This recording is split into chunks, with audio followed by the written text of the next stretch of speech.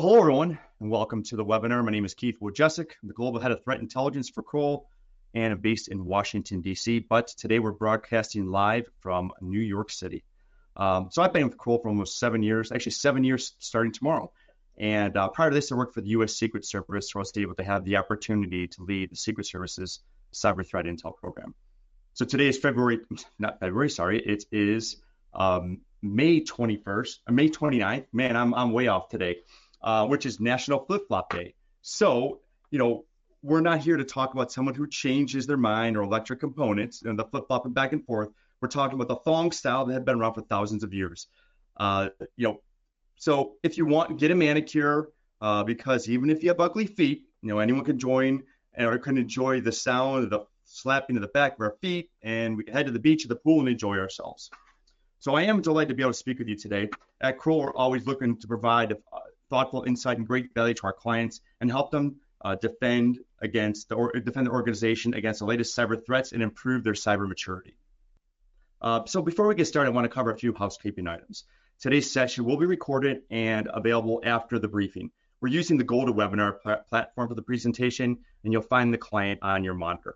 Through the client, you'll be able to submit questions at any time, and we do encourage you to submit as we go on, so our presenters can answer either throughout or at the end of the session. Kroll, just to kind of give you a background, so Kroll carried out about 3,000 engagements in 2023 and still on par for that for 2024. Today, we'll be taking to look at the current trends that our threat intelligence team has collected and highlighting what we've seen through the first quarter in 2024. Kroll is in a very unique position to deliver end-to-end cybersecurity solutions across several different service lines. We have a wealth of experience with over 650 cybersecurity experts on the Kroll team who are working around the globe with many companies of different sizes, variety of industries, and work with over 85 cyber insurance carriers. This gives us tremendous visibility into what's going on the front lines. So in the session today, we're going to cover the threat landscape with a focus on quarter one.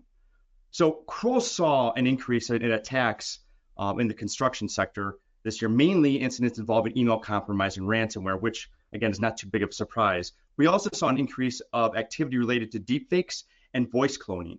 Now this is new, but it also was leveraged for social engineering attacks, resulting in business email compromise, insider threat, demonstrating the presence of AI and how it continues to evolve the landscape. It's very big in the news, and we're seeing a lot of it transition. Just a couple of weeks ago, FBI did talk about how AI is causing an impact, and with that notification, it comes with a lot of importance because it will see that there's a lot of confirmation through the federal government that there is a lot of AI in these attacks. So today we are very fortunate to have leading Kroll experts join us to go into detail and provide their expert analysis. We're joined by Laurie Iacono and George Glass. Laurie, George, can you spend a few minutes and introducing yourselves? Sure, I'll go first. My name is Laurie Iacono. I'm an associate managing director at Kroll. I've been with the Cyber Threat Intel team for about 5 years now, and I oversee a team of analysts. We provide a frontline intel support to our incident responders, as well as doing the data analysis for much of what you're going to see today in the presentation. Hello everyone, my name is George Glass. I'm an associate managing director in the Cyber Threat Intel team. I've been with the team for about 3 years. My team really focuses on novel malware techniques, threat hunting, and delivering indicators of compromise for our MDR service. So this really gives us an opportunity with George and Laurie, and the combination of expertise gives us a great visibility on what's going on. So Laurie, I know we're going to go look at some of the numbers today that you and George both collect. Can you give us some background on how we get the data we'll be looking at today? Yeah, so as I mentioned, my team specifically does a lot of support of our incident response cases. And all of the graphs that you're going to see in today's presentation, they're actually based on intelligence from engagements. And this is where Kroll was called in some way to respond, help manage or mitigate some kind of cybersecurity incident.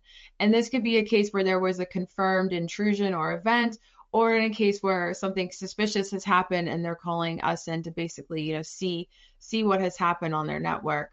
Now, what we do with that data, we collect it on a monthly basis, and then in today's session, we're looking at it over a quarterly basis.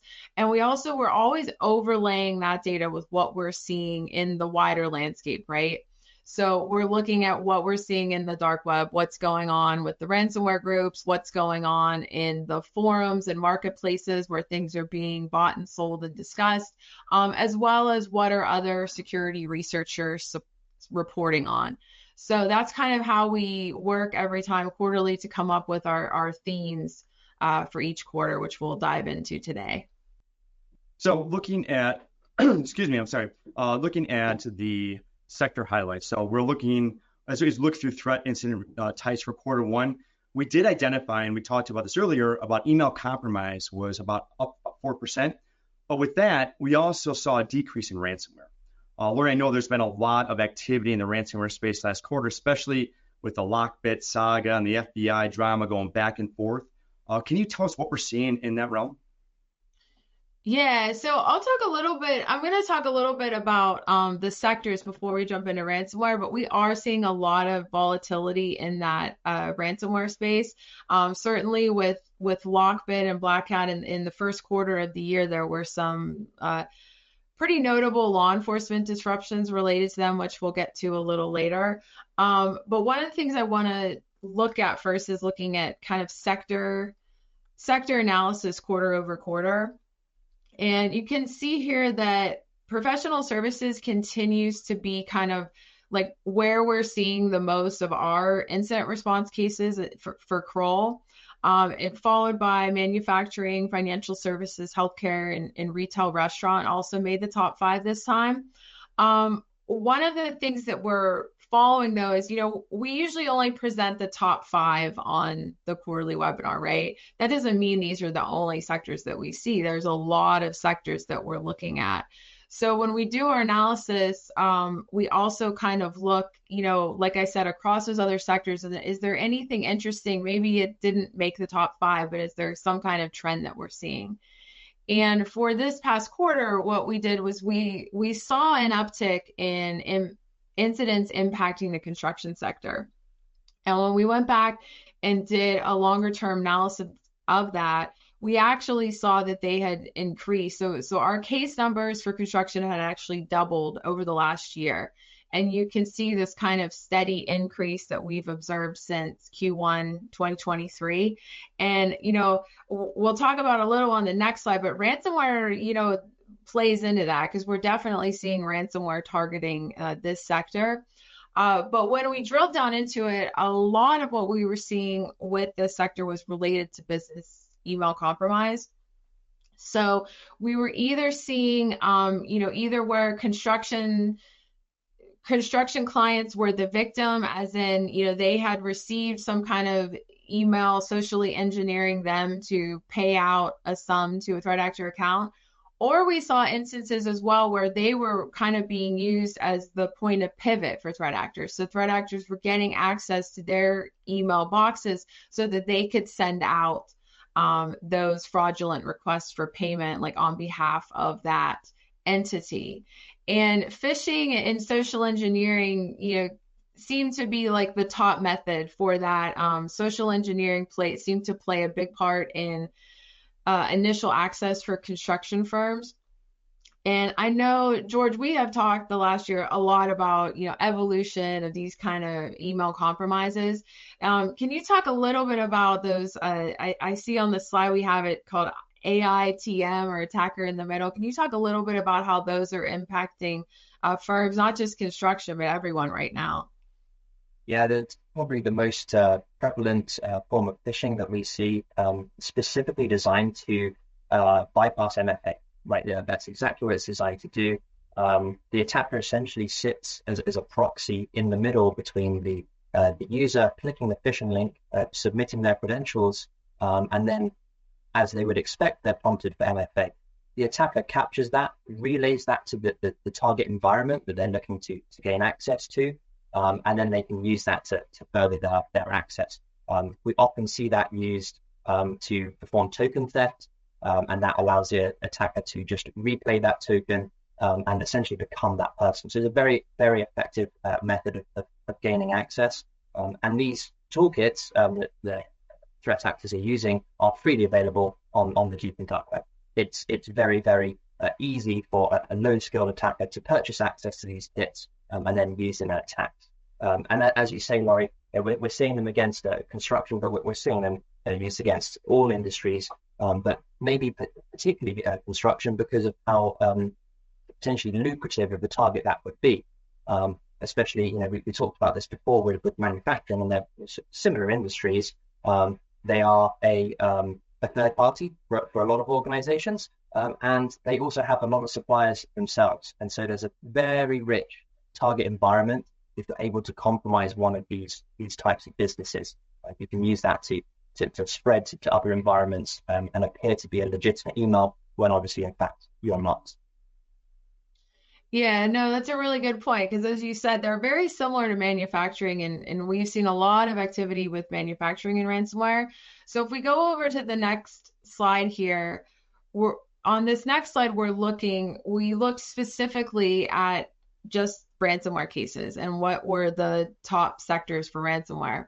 And when we did that analysis, it looked pretty similar to our top 5, but for that we saw that construction fell just close to that. It was in the top 6 for ransomware targeting. So it does, kind of tell us that this is an attractive sector to threat actors. And, one of the things I think that also makes it similar to manufacturing is the idea of you have critical operations going on, right?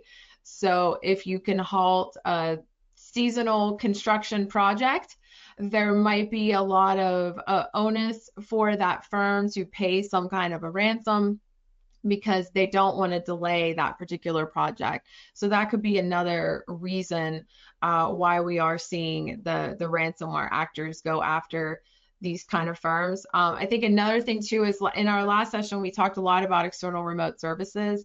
And a lot of times with construction firms, you have a lot of entities. They may be working on site, on the field. They have, their own devices that they're using. And this is something that we also know threat actors tend to prey on when they are, trying to find their victims. So moving on here to the next section, I think we're going to talk a little bit more about those threat incident types. And Keith, I know you touched on this a little earlier. Did you want to add anything? I'm so excited about the threat incident types. In Q1, I couldn't control myself. So Laurie, like talking about the FBI and doing some of the stuff they did, I think really impacts with the ransomware. Now, law enforcement has been fantastic. So, kind of get into the ransomware, but with the BEC, since I've done this for 20 some odd years, BEC, spams, all this stuff in email always has been the top. And to see that there's still an increase quarter to quarter is pretty interesting. So that's where my excitement came from. That's why I couldn't wait to this slide and I brought it to you. So if you don't mind, kind of go through this. I'd appreciate it. Yeah, no, that's fine. And yeah, we did see, a slight decline in some of our cases with ransomware activity. I think that's kind of been a trend that's been mirrored by a lot of entities right now. And some of that lull could be related to, as I said, some of these large disruptions. Now so in Q1, we had a Lockbit, Black Hat being disrupted. Now in our cases, we're not seeing anything with Black Hat right now. So it's very likely that group has, disbanded, rebranded, the affiliates have moved on. We still have seen, even after some of the significant Lockbit actions, we still have seen some cases that are going back to Lockbit. So there may be some affiliates who are still distributing that particular one. But we're not seeing it at the volumes that we were previously seeing it.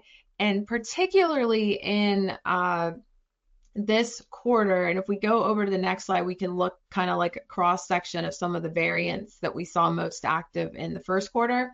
The first quarter was Akira by far. We were seeing a lot of activity from that group. Now, I would say in the second quarter, we haven't been seeing, at least in our cases, we haven't been seeing as much as Akira, but when we get to Q2 next webinar, I think we're going to be seeing a lot of Medusa is very active. And another group that's been very active in the second quarter has been Black Basta. So a lot of those affiliates from some of those other groups may have moved over to, Menusa Black Basta. And I think, Black Basta particularly has some pretty bad campaigns that are going on now. And I know, George, QBOT is one of the things that you're always following with Black Basta. So can you kind of tell us a little bit about one of the new techniques that this group is using? Yeah, of course. We track a lot of the initial access gained by Black Basta as KTA 248. You'll probably hear me say that a lot. Sort of it sets the scene for a lot of the upcoming malware that you can expect to see over the next kind of few months. They are very prolific in gaining initial access through very interesting means. If we go to the next slide, one of the things that we've seen related to a malware that goes by a few names: IceNova, Latrodectus, which is the Latin name for a black widow spider, I believe. Using a fairly old technique, but in conjunction with some of the newer things that we're seeing since sort of the death of the malicious macro and documents. What we're seeing here is typically it stems from a URL file, an internet shortcut file, making a WebDAV or SMB connection to a remote server. What's really important about that WebDAV connection is, although it's over HTTP, those connections can also come in the form of SMB as well, and we've seen KTA 248 experiment with both of these. And one of the important things to really highlight there is they can use that to capture NTLM hashes, the authentication hash, which is used by Windows systems. Now, that may not give them an awful lot immediately. They were to gain access into the environment, maybe they could use a pass the hash attack or something like that. But what they can do is collect those en masse and in bulk, and then essentially crack those NTLM hashes to get to the password. And then again, they can replay those passwords against remote access software, some of the other methods that we've discussed already with how other ransomware groups are breaching into an environment. But let's go back to our example. Once that URL file has been clicked by the user, and typically that's delivered by phishing, could be SEO poisoning. We've seen them delivered as comments on YouTube videos and things like that, social media messages, fake forum posts. An LNK file is dropped, and that LNK file, a shortcut file, contains commands, again, to connect to another WebDAV server. What we saw that was particularly interesting this time around, and we've got some more detail about this about to go on the blog, and there's obviously more detail in the report as well, is the connection actually mounts a new drive as well, which is really interesting. When we used to see WebDAV a few years ago, again, used probably by KTA 248 to deliver ICE ID, that's a new thing that they're doing there. That connection to the remote server will download and execute a number of different payloads. And we've seen pretty much the entire gamut of something that can execute on a Windows machine here. We've seen MSI installers, PowerShell scripts, portable executables, batch files. And typically what those end up is a IceNova or Latrodectus intrusion. It could be used to deliver another type of malware. But that's certainly one of the more prolific campaigns that we've been seeing all throughout Q1, and it's continued into Q2. A little bit of a sneak peek for Q2 here. It did suddenly stop. Suddenly stopped about last week, actually. So that's something that we're looking at, and yes, of course, we'll continue to keep a very close eye on it. Yeah, and George, I was at a conference last week, and I forget how many people mentioned in their presentations that internet shortcut URLs was a top tactic that they were seeing as well. So definitely not just something Kroll Status, is something across the wider landscape. So, we always talk about the evolution of tactics. So this was a really good example of the evolution of tactics when it comes to the ransomware gangs. And if we go on to the next slide, I have a case study here related to email compromise, because as Keith said earlier, email compromise, sometimes it's not the sexiest of threat incident type. So it doesn't always, get the headlines necessarily. but it is typically one of the top threats facing companies, unfortunately, especially from a financial perspective.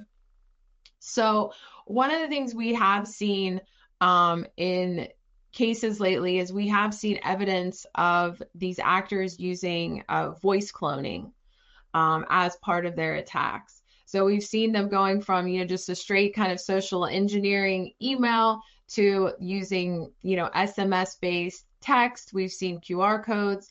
And this last quarter, we had an example where they had a voice phishing. This is something we've seen before, but this case was really interesting. So in this case, the client was targeted by a threat actor that was impersonating their CEO on WhatsApp.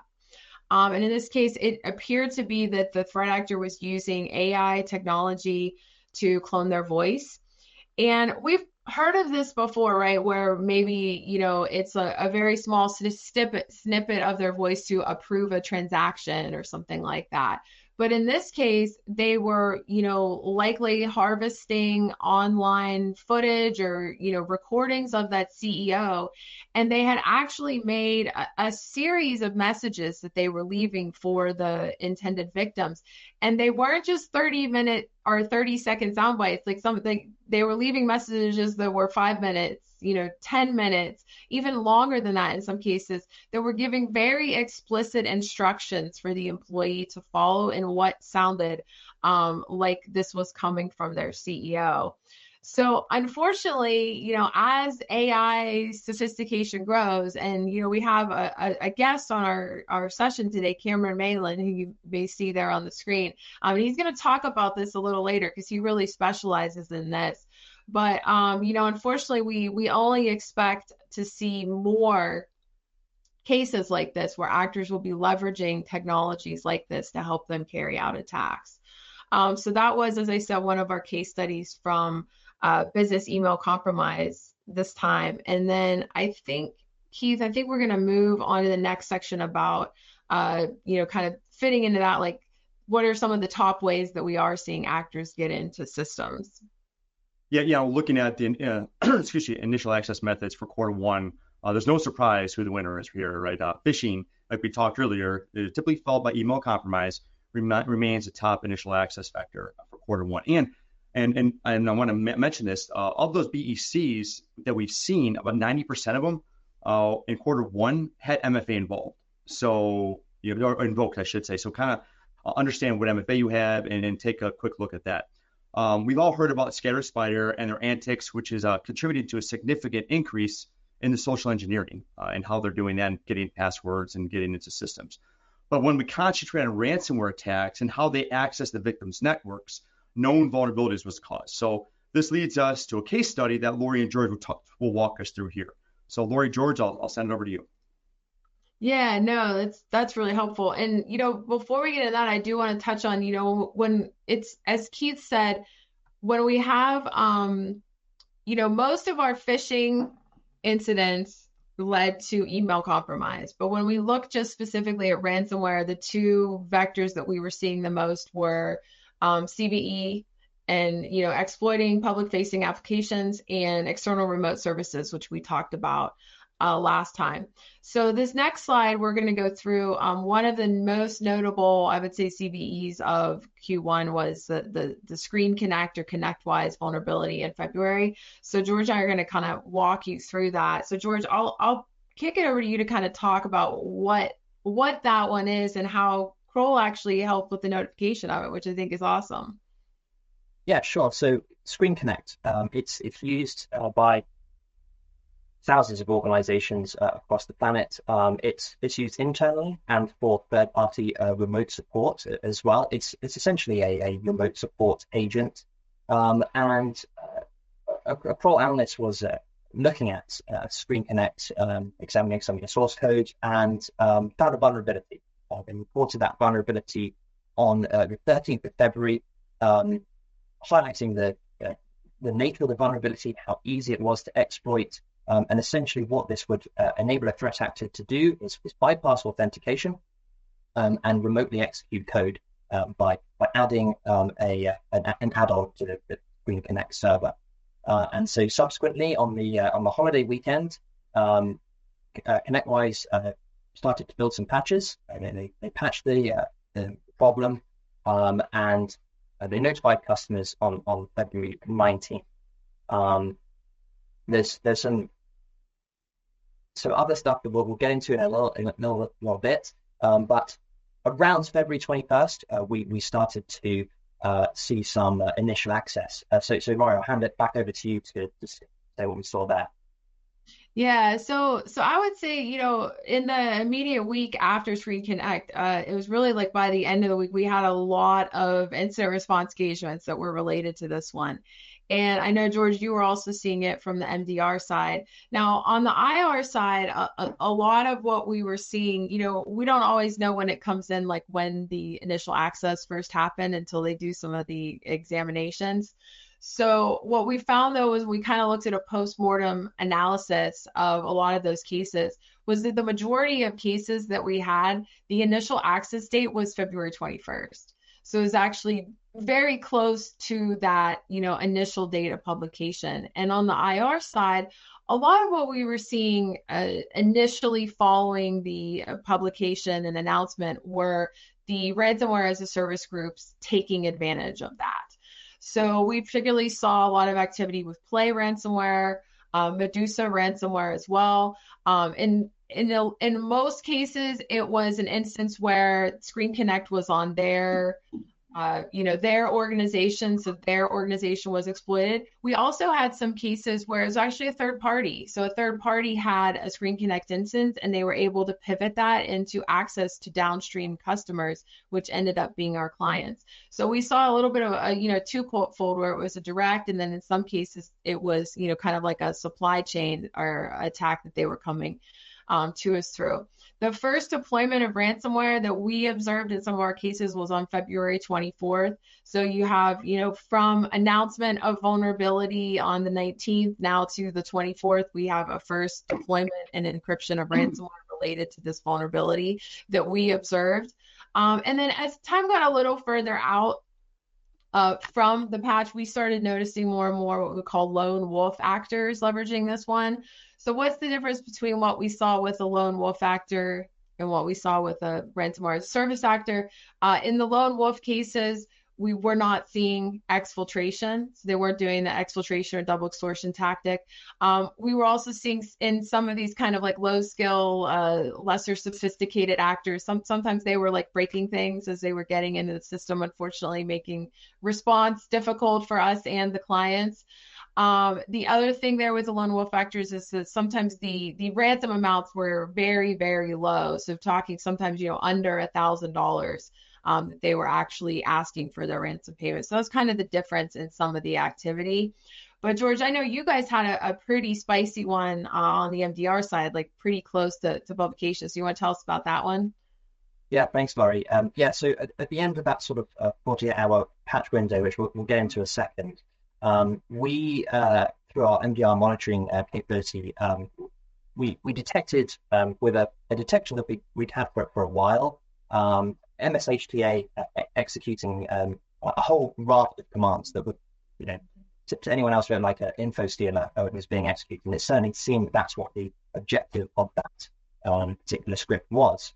We didn't understand at first how that got there, how that was executing. The SOC worked to trace that access back to a vulnerable Screen Connect instance. I think the most interesting thing about this campaign is we were able to tie that activity to nation state activity, to malware that we called Toddler Shark, which looks like a fairly hastily rework of Baby Shark, which is used by North Korean threat actors. That particular malware was obviously deployed very, very quickly. We have a keynote going on at InfoSec. We'll go into more detail, and another webinar coming up, I think next month, to go over that in a lot more detail. And we've got a blog post covering it also. There's a very, very interesting case whereby a fairly, a fairly less technical detection was able to stop an APT group. I think that really does say a lot about defense in depth. EDR deployment and being able to rapidly detect and respond to these things, because we saw it in to some extent we're able to stop it. I'm sure that this particular threat actor was trying to execute the exact same thing on a number of other places as well. And one of the things that sort of really highlights this is the fact that this particular threat actor was able to quickly pivot to a new vulnerability. Now, this vulnerability is very easy to exploit. It literally just takes adding a slash to a request to instigate the vulnerability. And indeed, on about the 20th of February, I think, there were a number of POCs were popping up across the internet. People quickly realized how easy it was to exploit, and they were producing POCs for it. So for any organization to patch such a critical vulnerability in such a short amount of time, I think is fairly unrealistic, to be perfectly frank with you. And that really highlights the need for defense in depth and being able to detect and respond to things that aren't necessarily this vulnerability, but cover the TTPs that an actor would have to do to further their access into your environment. Yeah, no, George, this was, I mean, it was like, unfortunately, it was a perfect storm, right? Because we know, like, even just as part of ransomware cases, we know that these kind of tools are ones that the actors like to use sometimes for, access, like persistence and things like that. So the fact that they were able to use this to get into the system, it just kind of created a lot of activity. And then also, we don't have a note on here, but February 19th, I believe that was President's Day in the US. So that was a US holiday when that one was actually published, which, for some firms, that could be a day off potentially. So that kind of gave, many actors maybe a leg up on some organizations who might not be coming, back into patching and things like that until the next day. So this one, as George said, we have a couple of things more where we're going to drill down into some more detail in some upcoming blog posts. But it was a really interesting one to watch kind of playing out real time in Q1. If we go on to the next section here, we're actually going to go from, the external threats to, some insider threats and some things that we saw there. So the first slide that we're going to look at, this is looking at insider threat by sector. So as I said earlier, we slice and dice this data a lot of different ways so that we can, kind of bring you the fresh takes of what we're seeing.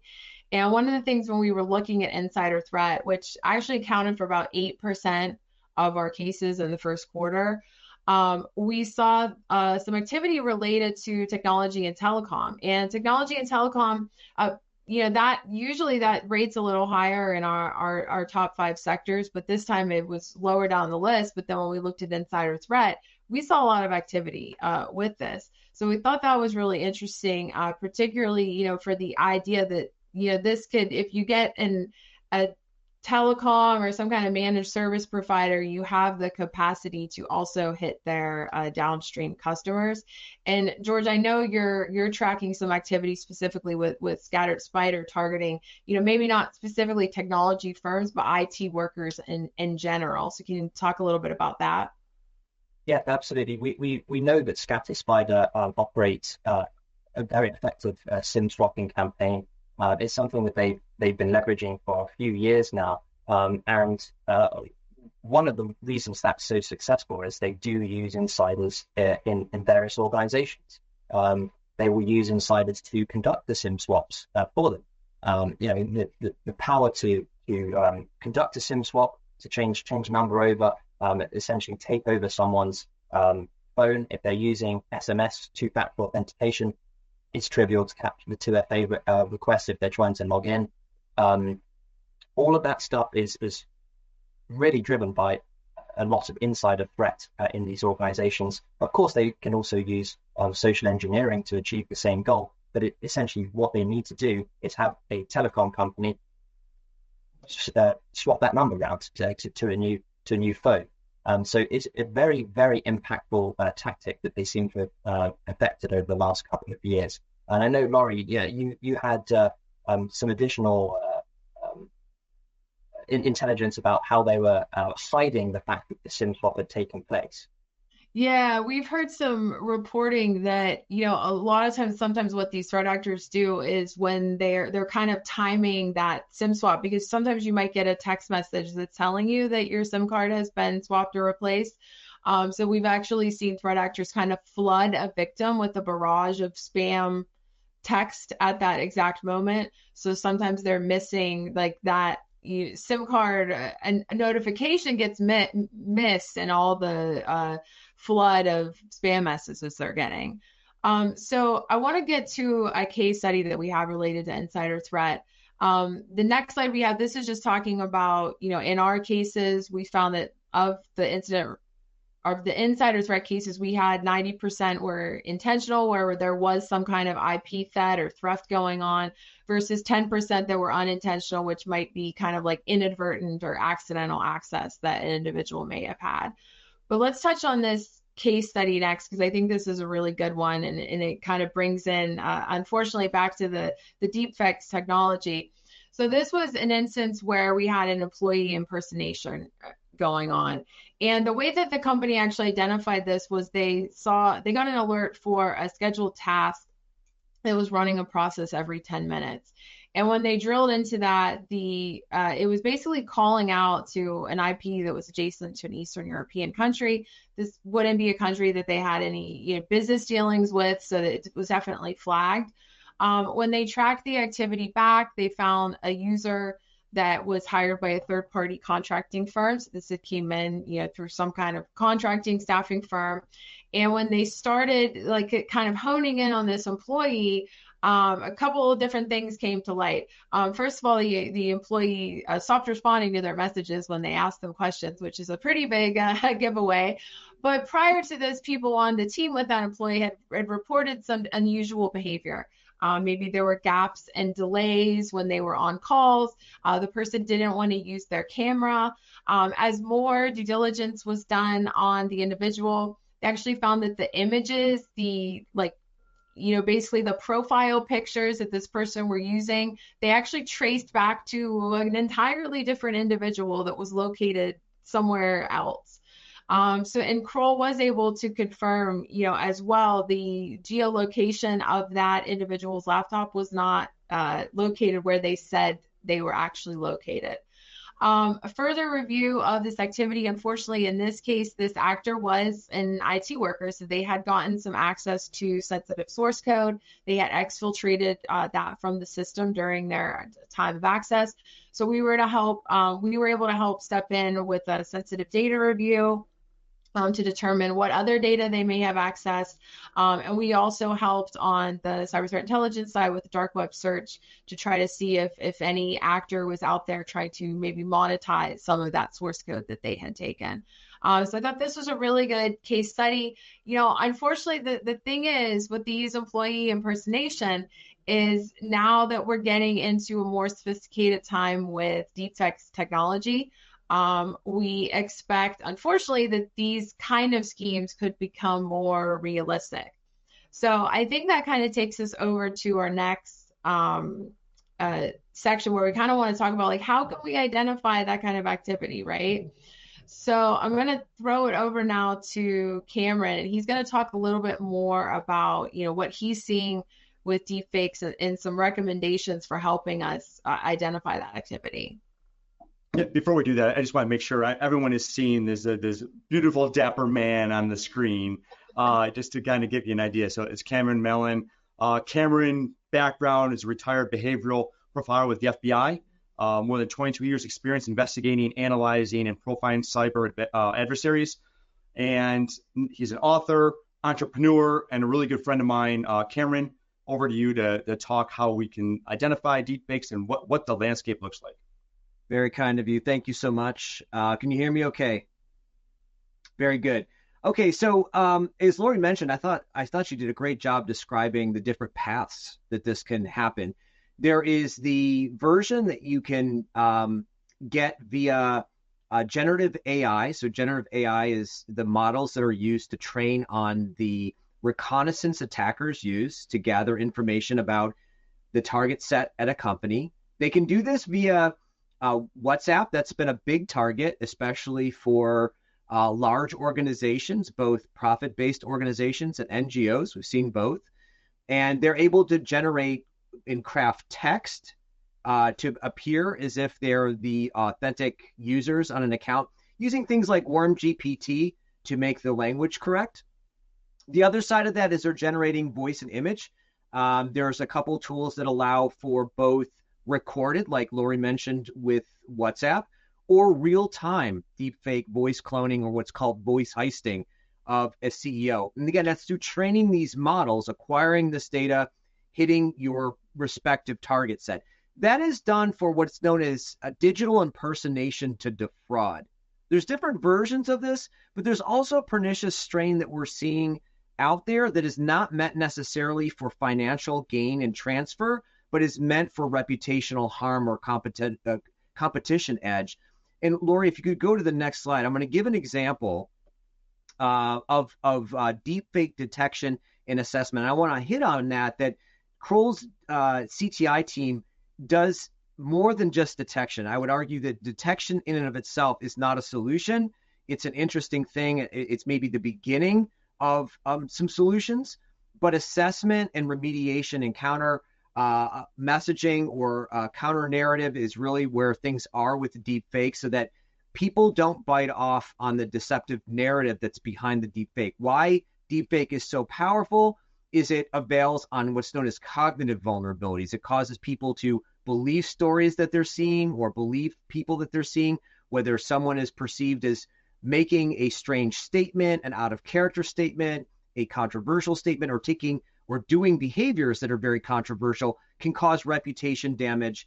And we've also seen this with inanimate things that are not people that can cause dips in the stock market. The example I'd give you is from May of last year, where generative AI made an image that went viral where it looked like the Pentagon had been bombed, and it caused the stock market to dip. So these are being done in a number of pernicious, novel ways. So let's look at detection and assessment. I'll use an example here of it's pretty benign. And Lori, you should be able to play the video of what appears to be Elon Musk.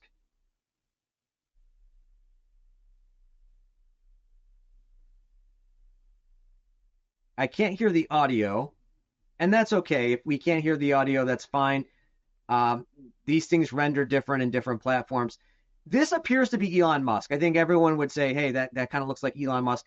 What he's saying in this is that he dropped an edible, and that he's feeling the effects of the edible, and he's going to develop some new cars and spaceships to go to Mars, right? It's not necessarily reputational damaging, although it's out of character. He's not known to go talk about dropping edibles. But the way that detection and assessment works here is if you have something that is suspicious and appears to be created by generative AI, what we can do with that is drop it into a deepfake dashboard to get deep fidelity into what the motivations, abilities, intentions, and propensities are of the attacker and the target set they're attacking. So, Lori, if you could click to the next slide, please. What this allows us to do very quickly is understand the threat level of this deepfake through the detection, through the assessment. This one is coming in as low, and the reason it's coming in as low, as you see on the right, the threat type is a meme. It is not meant for a particular pernicious reason, but there's over 150 different type of threat types. Very much like if you submitted a binary or other file through VirusTotal, it will tell you the type of malicious thing that file specimen is looking to do. Very much the same here. This one is meme. So meme is not normally meant to cause reputation damage. It's not meant to cause financial transfers, disinformation, other pernicious things. This is more for entertainment. Immediately, though, we're seeing an authenticity spectrum level of fake. So the dashboard's able to detect this is not authentic content. It's known as what's called synthetic media. And then underneath that, you see a deepfake attack profile. And what this is measuring off is a number of characteristics on a deepfake and synthetic media assessment framework, where it's looking at the ways that this is distributed. How did it get out there? What was the target audience? What was the control level on this? Was it AI controlled or human controlled?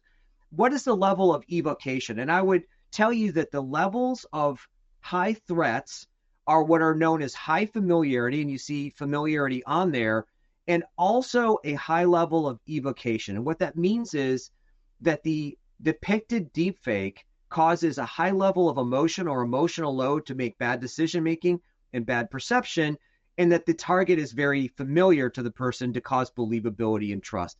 And Lori, if you could go to the next slide.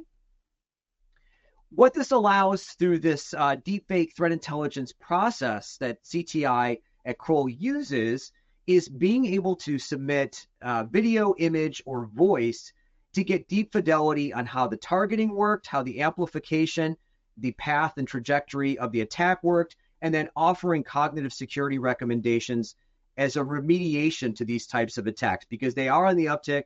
We are seeing this across a multiplicity of different industries, and we have a solution here for you. I think that's my last slide. Yeah? It is. And I'll tell you, Cameron, thank you so much. And the deepfakes, I mean, it's here to stay, right? It is. And we'll get into that here in the summary here. But, looking at what we talked about today, Kroll continues to see a steady targeting of the professional services industry with a focus and a bullseye on construction, especially ransomware. So, take heed of that. Now, we've seen a slight decrease in ransomware activity to the outstanding work by the law enforcement community. This disruption has rattled the threat actors, and we've noticed, which is great. Insider threats with malicious intent has been growing. So this should be on the radar for all cybersecurity professionals to take appropriate steps to combat. And CISA has a great program outlined on their website if you are concerned with insider threats. Now, as Cameron just talked and described, and you probably have seen everywhere in the media, back in February, the $25 million fraud that came down. Deepfakes are here to stay and will become more sophisticated and more difficult to detect. They're going to hone in their skills, and as they do that, so are we. So, understand that deepfakes are here and try to defend as best you can for that. It feels like we're seeing a new vulnerability every day, and our data shows that the threat actors are exploiting these public-facing apps, which are the main cause of ransomware, or leading to ransomware. So, patch. We talk about it all the time, but this is so severe with these 0 days. And those of you that work with Kroll know that we put out these out-of-band alerts every time we have a vulnerability and describe it and help you identify that. So, take heed of that, because the last thing you need is a vulnerability that's publicly available and being exploited by these threat actors. Excuse me. So we do have a few minutes to take some questions. A quick reminder to type in your questions now for the team. We had a couple questions come in during the session, so let's start with those. Give me 1 second here. Let me pull them up. Lori, George, George, I'm going to go to you about this one. So SimSwap has been something that's going on for quite some time, right? And actually, Nicole Setti, a member of the Kroll Cyber Threat Intelligence team, wrote a great article on Dark Reading about it. But with that, how do you protect against SimSwap? What can you do, especially with having scattered spider we talked about? What steps can we take? Yeah, it's very tricky if you're allowing your users to use their personal phone to sign up for multi-factor authentication. That could be very, very hard to overcome. Individuals may want to set a PIN on their SIM, so you definitely don't use the default or none at all. That can add just an additional layer of frustration, although it's not totally mitigative. What I would suggest to mitigate a lot of the MFA bypass here is to have a corporate device with an application multi-factor on there, or even better, a hardware token that must be physically present in the machine that you're authenticating with. That really would stop a SIM swap, allowing a threat actor to get hold of a particular account that has that kind of protection in place. Yeah, it's funny, and Cameron, I know you probably know this too. We used to have the physical device in the government to do all that, whether it protects. That was back 10 years ago. So it's something that you're spot on, especially the MFA bypass, everything. So one more question. I see this all the time, and companies call us a lot for this, and it's about all these fake hiring, fake employees, all this. So Lori, I'm going to throw it to you. What can companies do to prevent the hiring of fake employees? Yeah, so I think like it's interesting because I think Cameron's section kind of illustrates like unfortunately like we need technology to fight technology, right? Like that's the kind of the answer. But I know that's not always, easy for everyone. So I think there are some things that we can kind of look at it as red flags. Certainly like if you're hiring a remote employee and they're completely unwilling to appear on camera, conducting video interviews or appearing on camera during meetings, I think that can be, definitely a potential red flag related to that employee. I think also, a lot of times, because our case study, it wasn't the firm that had hired that individual, it was a third party that they had outsourced that to. So I think there's also something to be said for, just like with BEC, we usually have, we suggest some kind of two-step verification process. So, even if you are using an outside firm or staffing agency, maybe don't just rely on their background check or their documentation. You can also conduct your own doing due diligence to try to see, like in our case, once they did the searches of the images, it actually traced back to some other individual. And we see this is actually, there was something the FBI published this last week about North Korean actors posing as IT workers. So this is something that we see them using these other identities actually. So I think, doing your own kind of due diligence with that is important as well. Yeah, thank you so much, Lori, for that. I know, and we get a lot of questions about this. It's kind of crazy, but we have a lot of questions coming in, which is fantastic. I love it. We're going to get back to you on some of these. Sadly we've run out of time today, so we will email you your some answers to you. And if you want to contact us, you can reach out to cti@kroll.com. That's cti@kroll.com. So a big thank you to everybody that's taken the time to tune in. We hope you found the session informative. We have published our Q1 2024 landscape report on the Kroll website. So if you want to go into more detail about the trends we've outlined today, please have a read of the report. It's a very good read written by everyone here on the call. The link is in our chat as well. So if you do like the webinar, there is a condensed version weekly. And the Kroll CTI team discusses weekly current trends on our weekly In the Trenches podcast/briefing, which is published on LinkedIn. Have a listen if you want to mature your security and learn more about the hot topics in the industry. Again, it's the three of us, guest speakers every now and then. It's extremely interesting, so have a listen. When you leave the briefing today, you'll be directed to a short survey. So if you could spare a few moments, we'd greatly appreciate if you could tell us your thoughts on the session. This helps us prepare for future sessions and understand what you want to listen to, what you want to learn about. I do, again, thank everybody for joining. I really want to thank Hannah and Axel, who put all this together behind the scenes, and for everyone joining today. Please enjoy the rest of your day. We hope to see you again one of the future briefings, and go get some flip-flops on and enjoy the pool and beach. Thank you very much, everybody.